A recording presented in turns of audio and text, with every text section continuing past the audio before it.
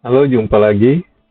Saat ini kita akan melanjutkan mata kuliah kita, yaitu mata kuliah Pendidikan Pancasila, dan kita tiba pada pertemuan kedua. Di pertemuan kedua ini, judul kita adalah Pancasila dalam Kajian Sejarah Bangsa Indonesia. Ini Anda bisa lihat juga di materi yang sudah diberikan di portal e-learning kita ya. Bisa download di menu Documents. Nah, ketika kita belajar tentang Pancasila dan dilihat dari kajian sejarah bangsa Indonesia kita, jadi bangsa Indonesia yang begitu besar yang kita cintai sekarang ini, punya sejarah yang sangat luar biasa ya. Dan sejarah ini sudah kita pelajari juga ketika kita masih di bangku sekolah hingga bangku kuliah ini. Presiden Soekarno seperti kita tahu, founding father kita, presiden pertama kita, Presiden Soekarno pernah mengatakan bahwa jangan sekali-sekali meninggalkan sejarah. Ya, karena apapun kita berdiri saat ini, kita berasal, kita tentunya tidak akan sampai pada saat ini kalau tidak melalui sejarah yang panjang, makna dari kehidupan kita yang sebelumnya. Sejarah mempunyai fungsi yang beragam bagi kehidupan. Bisa dikatakan juga sejarah merupakan guru kehidupan kita. Jadi kita selalu belajar dari waktu lampau supaya lebih baik di waktu yang akan datang. Karena dengan sejarah memperlihatkan kita banyak sekali hal-hal yang akan kita capai, yang akan kita tinggalkan juga. Dan yang kita telah capai itu jangan sampai kabur atau usang, tetapi kita belajar dari sana. Kemudian John Gardner juga berkata, no nation can achieve greatness unless it believe in something, and unless that something has moral dimension to sustain a great civilization. Jadi tidak ada bangsa yang dapat mencapai kebesaran kecuali jika bangsa itu mempercayai sesuatu. Dan sesuatu yang dipercayai itu memiliki dimensi moral yang berguna menopang peradaban besar. Ini menurut John Gardner. Oke, kuat dan mengakarnya Pancasila dalam jiwa bangsa kita menjadikan Pancasila ini terus berjaya sepanjang masa. Ideologi Pancasila tidak hanya sekedar confirm and defend atau identitas bangsa Indonesia ini tidak hanya kita mempublikasikan ke orang lain, ke bangsa lain, dan menjadi dasar negara kita, tetapi sudah menjadi identitas bangsa Indonesia sendiri sepanjang masa. Sejak Pancasila digali kembali, dan dilahirkan kembali menjadi dasar dan ideologi negara, maka Pancasila ini dibangkitkan atau dibangun kembali identitas yang tertidur, yang terbius selama masa penjajahan atau kolonialisme. Ini menurut Abdul Ghani 1979. Jadi ketika kita dijajah, sebenarnya Pancasila ini sudah ada sebelum penjajahan terjadi. Nanti kita akan belajar sejarah sebentar tentang sejarah bangsa Indonesia, prakemerdekaan. Untuk itu ada 5 pendekatan yang akan kita pelajari untuk menggali kajian tentang Pancasila sepanjang sejarah bangsa Indonesia. 5 pendekatan yang akan kita pelajari adalah sejarah Pancasila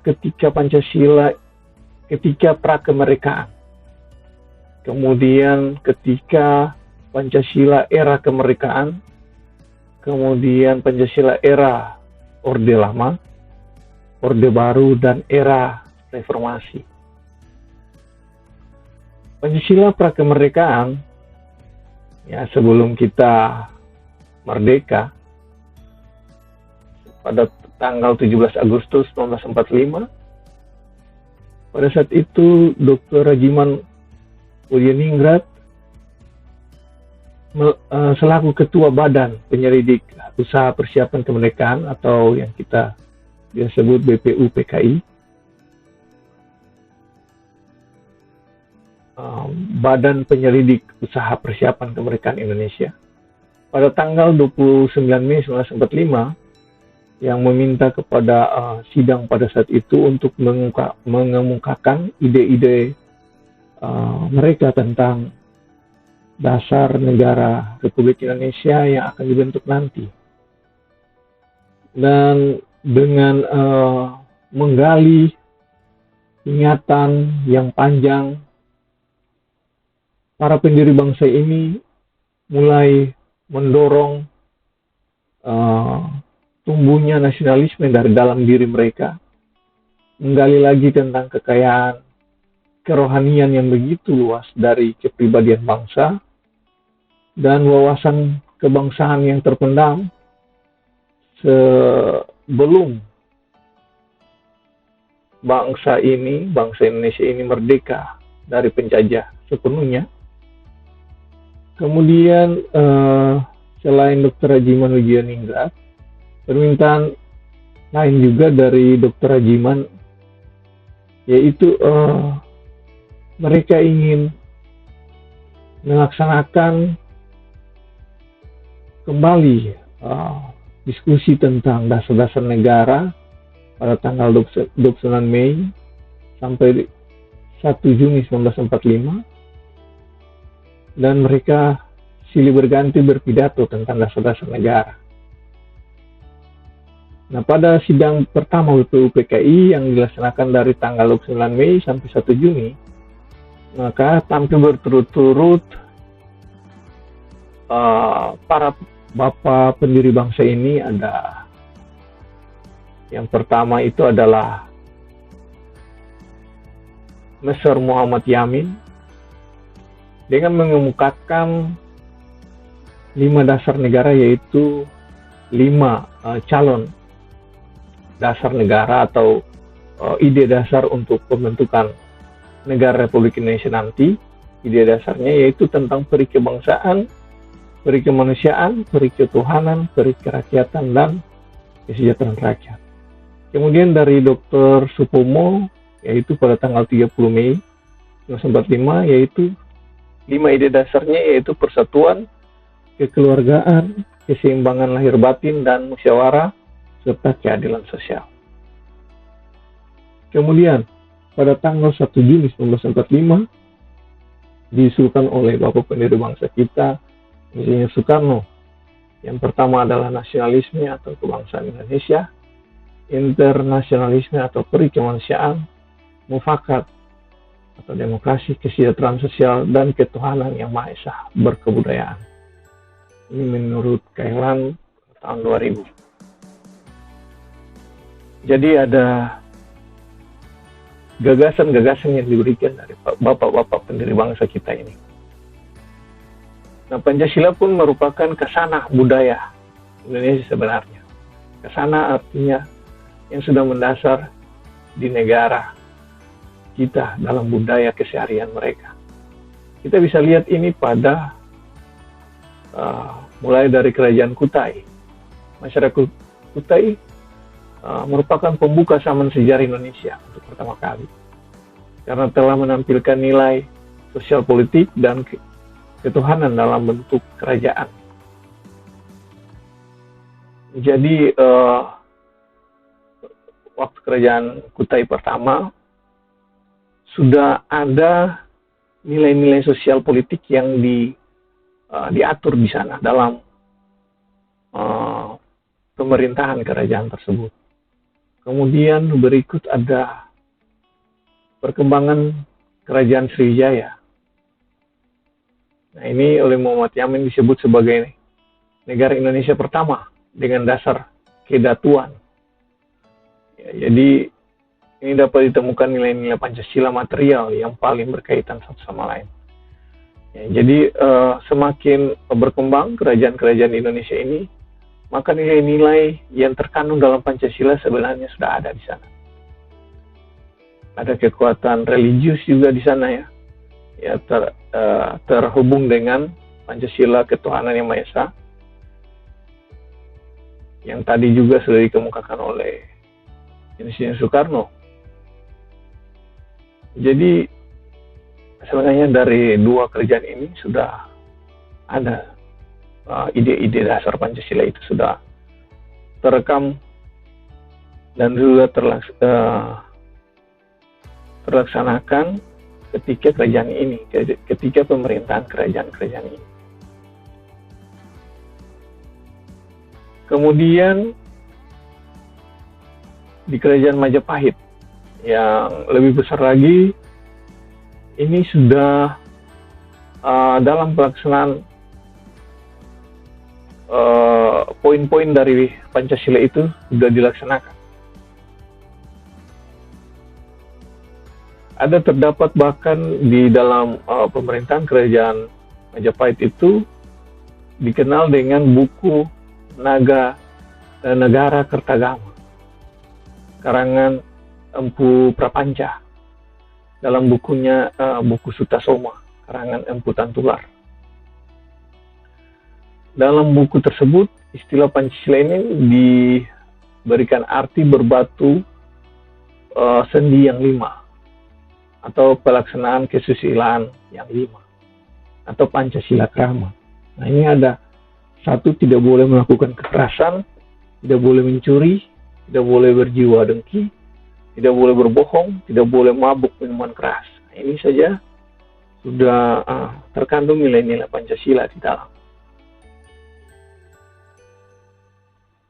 Kemudian kedua zaman Sriwijaya Majapahit itu dijadikan sebagai tonggak sejarah untuk membangun lagi dasar-dasar negara berdasarkan nilai-nilai yang sebenarnya sudah ada dalam pelaksanaan pemerintahan kerajaan-kerajaan tersebut. Karena di dalam pemerintahan kerajaan tersebut, negara-negara ini berdaulat, artinya sudah diakui oleh berbagai wilayah di luar Indonesia pun mengakuinya. Pada zaman tersebut, bangsa Indonesia telah mengalami kehidupan gemari, ripah, loh, jinawi, tata, tentram, kerta, raharja. Nah, ini artinya keadaan yang sangat subur, serta membawa kemakmuran, serta tata tentram, kerta raharja, atau keadaan wilayah yang tertib, tentram, serta sejahtera yang pada masa itu. Kemudian Pancasila adalah termanifestasi juga dalam Sumpah Pemuda pada tanggal 28 Oktober 1928 yang berbunyi, seperti kita tahu, kami putra dan putri Indonesia mengaku bertumpah darah satu tanah air Indonesia. Kami putra dan putri Indonesia mengaku berbangsa yang satu, bangsa Indonesia. Kami putra dan putri Indonesia menjunjung bahasa persatuan, bahasa Indonesia.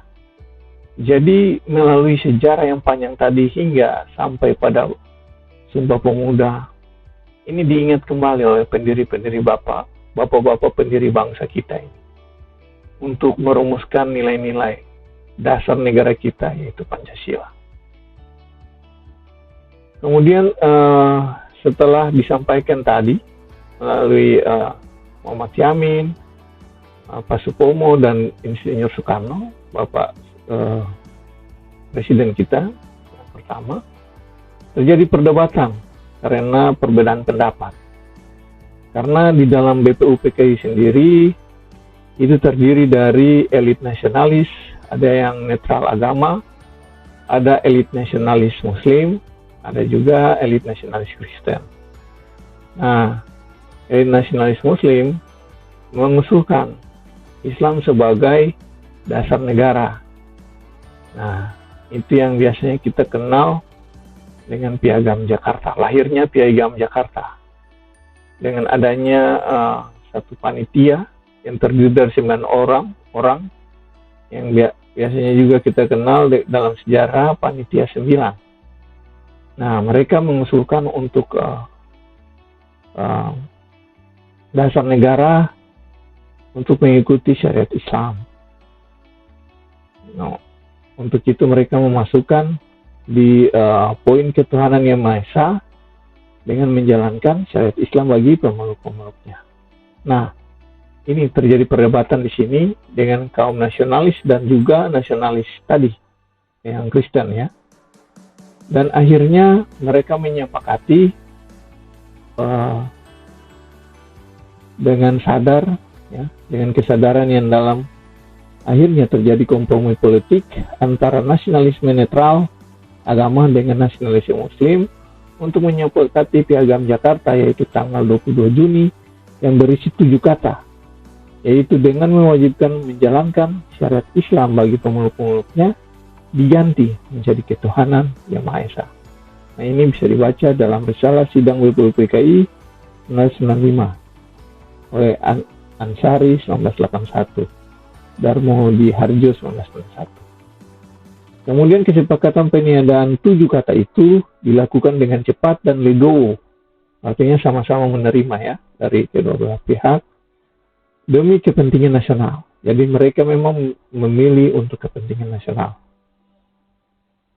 yaitu oleh Muhammad Hatta, Ki Bagus Hadikusumo, Teuku Muhammad Hasan, dan tokoh Muslim lainnya.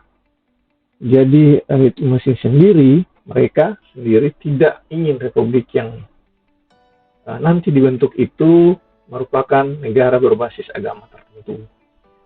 Nah, ini bisa baca dalam Ellison, dalam Surono, dan Endah 2010. Inilah perjalanan The Founding Fathers. Ya. Kita belajar dalam sejarah. Begitu teliti mempertimbangkan berbagai kemungkinan keadaan agar dapat melahirkan dasar negara yang bisa diterima oleh semua orang, bukan hanya dari agama tertentu. Ya, jadi pada era kemerdekaan, yaitu ketika bangsa ini akan berusaha untuk bisa secepatnya merdeka dari penjajahan yang sementara mereka rasakan. Nah, pada tanggal 6 Agustus 1945, bom atom jatuh di Hiroshima oleh Amerika, dan sehari kemudian 7 Agustus Badan Penyelidik Usaha Persiapan Kemerdekaan Indonesia ini berganti nama dari Badan Penyelidik menjadi Panitia Persiapan untuk segera mungkin untuk mempersiapkan kemerdekaan Indonesia. Jadi keinginan dan tujuan yang kuat dari bapak-bapak pendiri bangsa kita dengan melihat situasi yang terjadi di Jepang, karena pada saat itu Indonesia masih di bawah penjajahan Jepang dan sekutu oleh Amerika Serikat, dijatuhi bom atom kedua di Nagasaki, membuat Jepang akan menyerah. Untuk itu mereka melihat kesempatan ini adalah kesempatan emas untuk segera memproklamasikan kemerdekaan Indonesia ini. Kemudian 16 Agustus 1945 yang kita tahu dengan peristiwa Rengas Dengklok dari golongan muda dan golongan tua ini. Golongan muda ingin segera supaya kemerdekaan ini segera dikomandangkan, dipublikasikan, dilaksanakan oleh Insinyur Soekarno dan Muhammad Hatta serta golongan tua yang lainnya. Mereka diculik atau diharuskan dengan terpaksa harus mengikuti golongan muda ke Rengas Dengklok untuk menyusun teks proklamasi, untuk menyusun rencana proklamasi, dan akhirnya teks proklamasi sendiri disusun oleh Insinyur Soekarno dan Muhammad Hatta dan juga Mr. Ahmad Subarja di ruang makan Laksamana Tadashi Maeda, tepatnya di Jalan Imam Bonjol nomor 1. Kemudian Soekarni dari golongan muda mengusulkan agar ditandatangani oleh Insinyur Soekarno dan Muhammad Hatta atas bangsa Indonesia. Kemudian teks proklamasi juga diketik oleh Sayuti Melik. Nah, ini pada era kemerdekaan.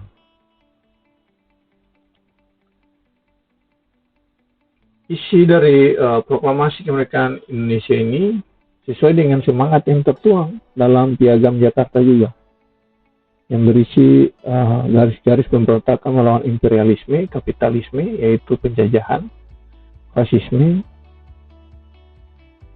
Kemudian proklamasi Indonesia ini juga kemudian disahkan oleh sidang PPKI pada tanggal 18 Agustus, sehari setelah merdeka. Dan terkait dengan Piagam Jakarta yang mengubah sila pertama ketuhanan yang Maha Esa dengan kewajiban menjalankan syariat Islam itu diubah menjadi ketuhanan yang Maha Esa. Kemudian sejarah berikutnya yaitu Pancasila era Orde Lama. Nah, Orde Lama ini setelah bangsa Indonesia merdeka pada tanggal 18 Agustus dan ditandatangani oleh Insinyur Soekarno dan Muhammad Hatta.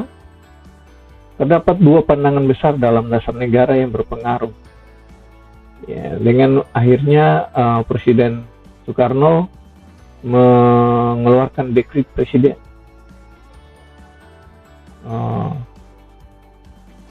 Pandangan tersebut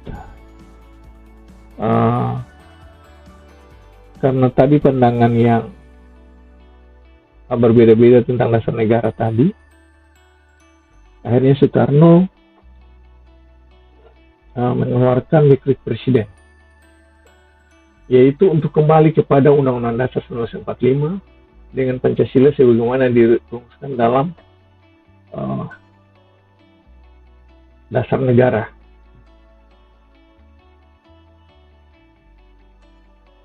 Kemudian Presiden Soekarno mengeluarkan dekret presiden yang disetujui oleh kabinet pada tanggal 3 Juli 1959 yang kemudian merumuskan di Istana Bogor tanggal 4 Juli 1959 dekret presiden, yaitu pembubaran konstituante. Kemudian Undang-Undang Dasar 1945 kembali berlaku dan pembentukan Majelis Pemusyawaratan Rakyat Sementara atau MPRS. Kemudian sosialisasi juga terhadap paham Pancasila ini menjadi penting ke seluruh masyarakat untuk dijadikan ideologi negara yang tampil yang ingin dicapai, supaya tafsiran tentang Pancasila ini satu dalam kesatuan kesepahaman yang sama. Kemudian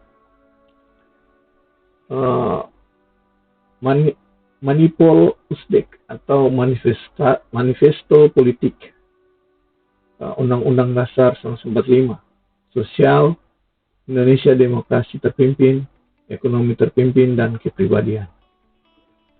Nah, ini materi pokok yang disampaikan oleh Insinyur Soekarno pada tanggal 17 Agustus 1959 berjudul Penemuan Kembali Revolusi Kita.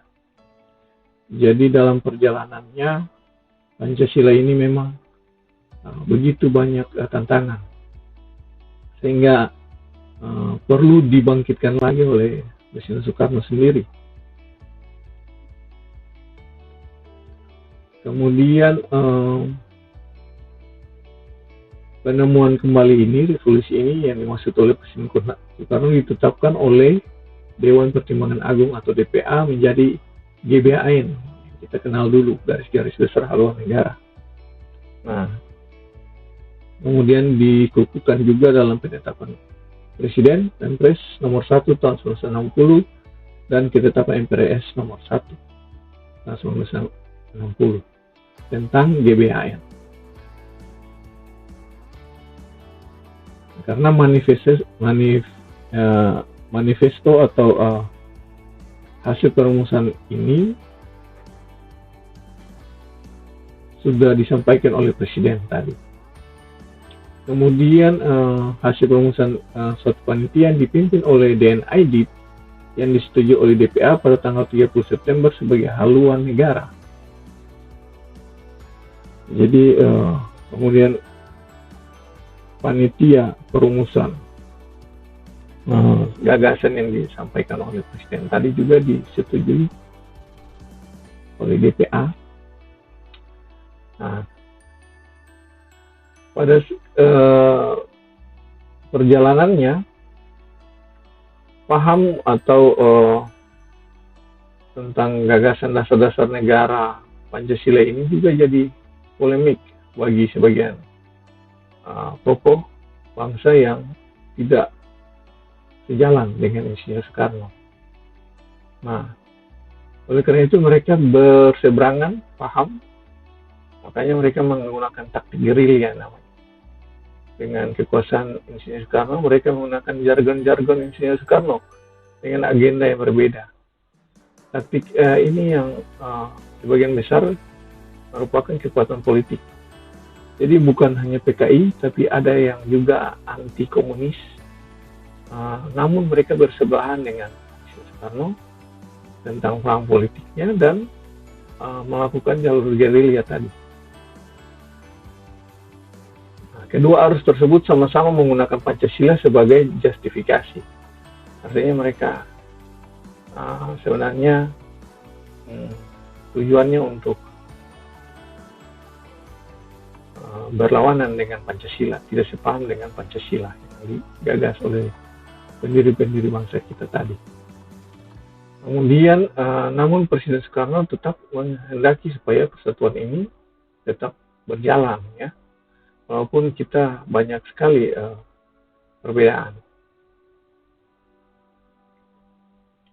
Nah, dengan adanya pertentangan yang sangat kuat ini ditambah carut-marutnya perpolitikan saat itu, maka Insinyur Soekarno pun dilengsarkan. Jadi karena masalah-masalah seperti itu, Presiden Soekarno pun dilengsarkan melalui sidang MPRS. Kemudian muncul Pancasila pada era Orde Baru, yaitu setelah Presiden Soekarno dilancarkan, kemudian Presiden Soeharto, Jenderal Soeharto memegang kendali terhadap negeri kita. Dan kursi presidenan tersebut kembali Presiden Soeharto menguatkan Pancasila.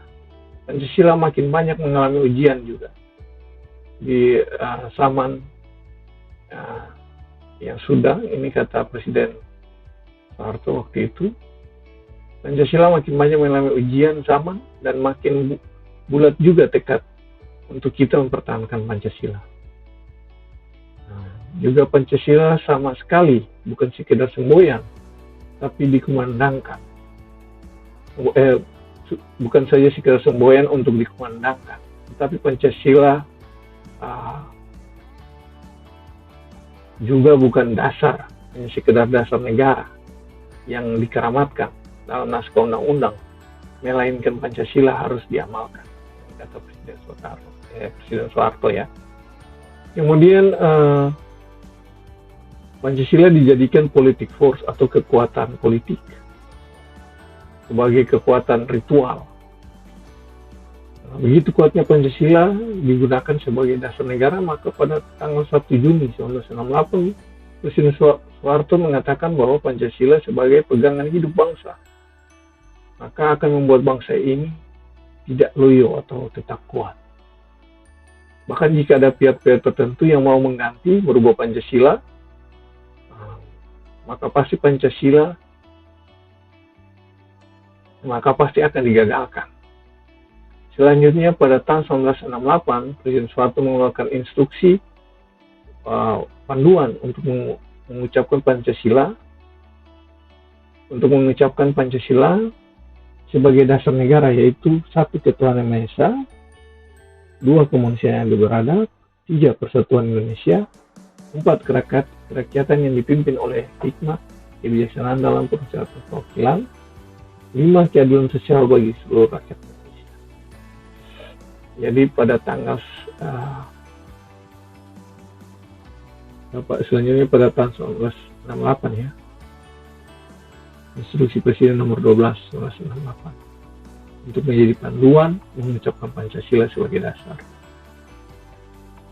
Kemudian dengan semakin terbukanya informasi ke dunia tentang perjalanan sejarah dan juga dasar negara kita, makanya banyak pengaruh dunia juga, yang dunia luar juga untuk masuk ke negara kita.